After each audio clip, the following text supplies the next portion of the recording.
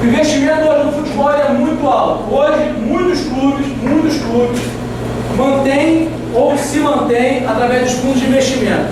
O que são os fundos de investimento? Nada mais são do que grupos de empresários ou empresas que trabalham com dinheiro e investem esse seu dinheiro em atletas de futebol.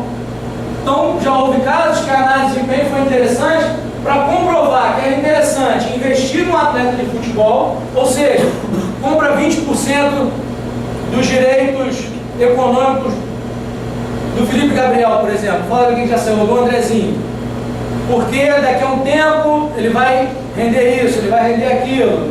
Ele está performando dessa forma. Estava conversando ali no início, em Portugal você tem um banco que investe dinheiro num clube, e você tem lá 40 milhões de euros, você tem que gastar aquele dinheiro.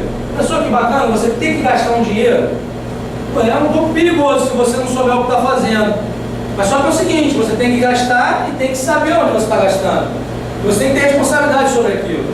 Então, a sua análise de desempenho também pode ser usada para isso. Outra coisa que eu acho que não tem slide aqui, que eu lembrei do João aqui, é o seguinte: às vezes acontece uma lesão num jogo de futebol, que o mecanismo de lesão não é um trauma. Em vez de você fazer a análise do jogo, você consegue pegar aquela imagem e transferir aquilo para o departamento médico. Só querendo mostrar para vocês o universo de informações que a gente tem. E hoje, o investimento no futebol é da cifra de bilhões. Os mercados estão crescendo cada vez mais. Então a gente tem que ter muita atenção e valorizar a informação. Não existe o dia da sorte ou o dia do azar. Você tem que estruturar os seus dados, você tem que trabalhar essas informações.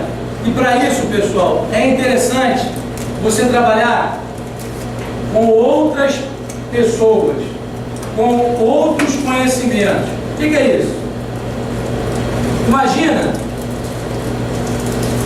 que você vai disputar esses campeonatos ao longo do ano: Carioca, Libertadores da Copa do Brasil, Brasileira, Sul-Americana. Você vai ter atletas sendo convocados para a seleção e você vai ter alguns amistosos, aí um a cada um mês, a cada 2 meses, nas intertemporadas, nas pré-temporadas que seja. Você tem que compor tudo isso e seu time tem que performar. Você tem que estar brigando pelo título, você tem que ganhar o título de maior expressão do cenário nacional, você tem que ser campeão invicto, você tem que ser. Só tem metas de ser o primeiro, você não tem metas de ser o segundo ou terceiro.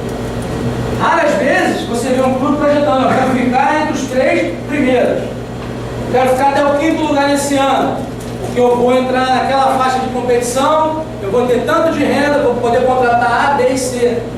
Então isso é uma coisa a se pensar. Resultado sempre no limite. Ninguém pede para você assim: ó, fica entre os 4 primeiros. Em algum momento alguém vai te perguntar assim: e aí, dá para ser campeão? Diz que dá para ser campeão. Aí mata no peito. Depois, se não der, você vai ver qual o tamanho da cobrança. Por que eu falo em parcerias? Quando eu comecei no Botafogo em 2009, na verdade comecei com a ideia do projeto, o departamento de futebol, nem todos os profissionais tinham um notebook à disposição. A gente não tinha uma rede de integração de informações. Então, qual era a ideia? A ideia era você trabalhar com uma empresa que quisesse desenvolver algum produto e pudesse trocar. Ó, você usa essa expertise aqui e desenvolve o teu produto, mas em contrapartida você me dá essa estrutura de trabalho, a gente cresce junto e a coisa vai acontecendo.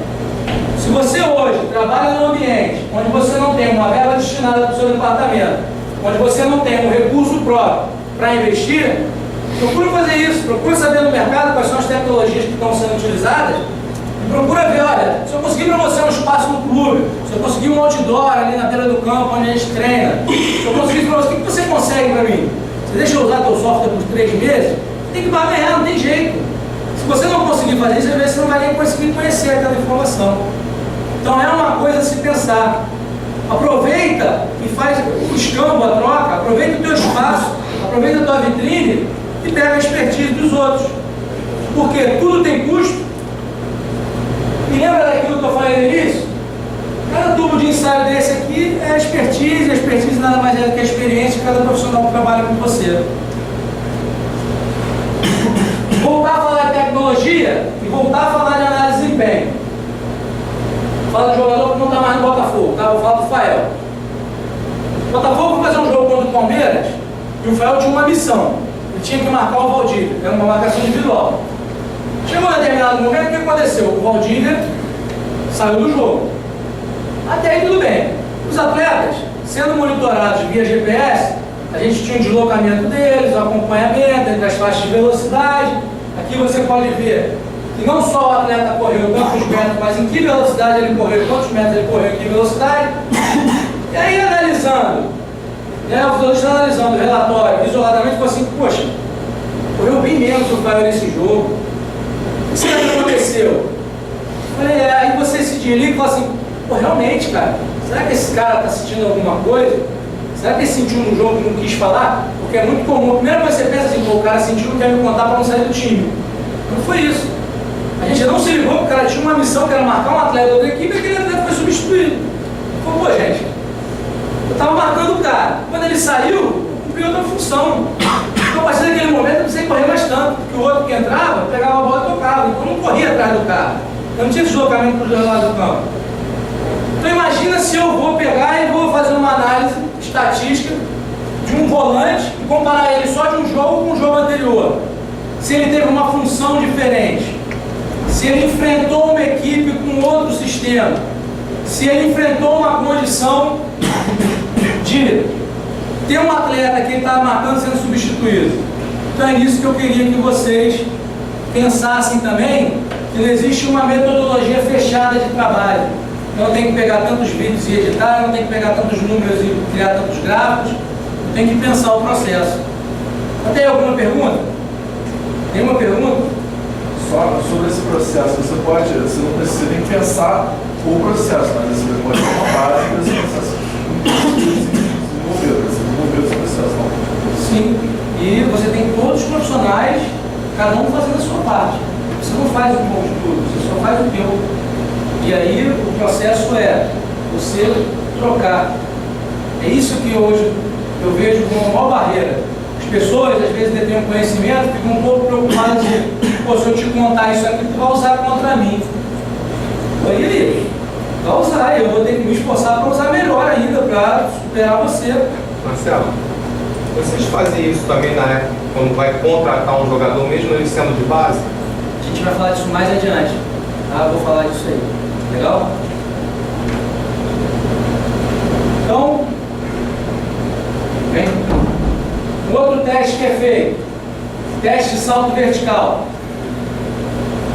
Não importa o equipamento que você utiliza, um teste desse pode me ajudar a indicar que jogador vai atacar a bola na bola parada em cada lugar. Através do teste desse eu posso saber que o Felipe Gabriel é o melhor cara para atacar a bola na primeira trave. E se eu botar o Felipe Gabriel para saltar contra o Haroldo, ele vai passar o peito da cabeça do Haroldo. Dando um exemplo, tá? Só um exemplo.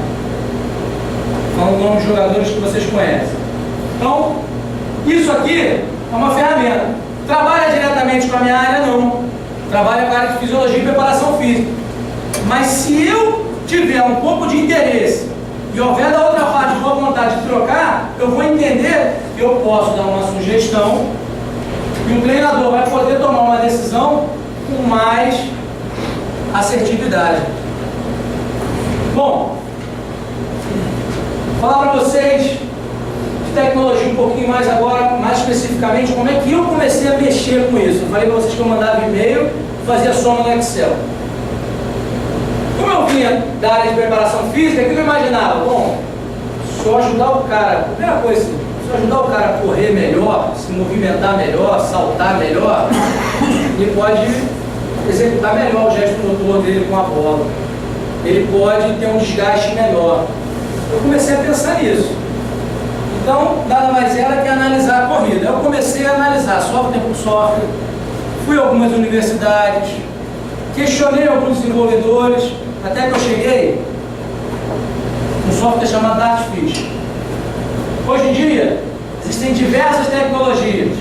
Dartfish, Kinovia, um leque absurdo. Só que qual era a minha ideia? A minha ideia era fazer a análise do movimento. avaliar se a técnica de corrida era adequada ou não.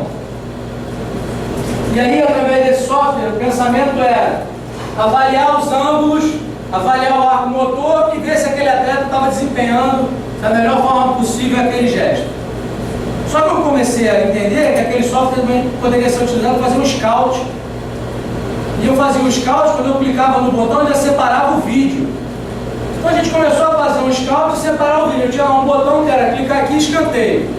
Clico aqui, falta. Clico aqui, passe certo. Clico aqui, passe errado. Criamos um painel. A partir daí, hoje você tem outros softwares no mercado. Inclusive a gente também utiliza outras ferramentas. Só que o grande lance foi entender que uma ferramenta tinha muitas funcionalidades, que em princípio foi pensado para atender a preparação física e a fisiologia, mas que depois começou a ter espaço dentro da área técnica. Lembra que eu falei para vocês, chegou um momento que eu tinha que convencer o treinador? Era muito bacana dialogar com preparação física, médico, fisiologia, mas eu tinha que convencer o treinador, que é o cara que no final das contas que manda, que toma a decisão, que tem maior responsabilidade, eu tinha que convencer ele. Então, a gente começou a pensar nesses processos a partir daí. Outra coisa interessante que veio agora com essa nova comissão é o uso de uma plataforma vibratória, que a vibração do jogo não é só no vamos lá, vamos lá. A vibração do jogo é preparar a musculatura do indivíduo para ele entrar fazendo simplesmente um posicionamento em cima de uma plataforma que vai atingir fibras musculares que vão dar a ele a condição de entrar com um risco maior, risco menor, de ter uma lesão, uma probabilidade maior. Numa primeira bola, se tiver a possibilidade de fazer um sprint, fazer aquele gol, ele está preparado para fazer aquilo ali, com um risco bem menor. Então, são coisas que às vezes uma tecnologia que você vai trabalhar com um desenvolvedor te traz uma outra, e um profissional que trabalhou em outro país, em outro lugar, vai trazer aquilo ali para você.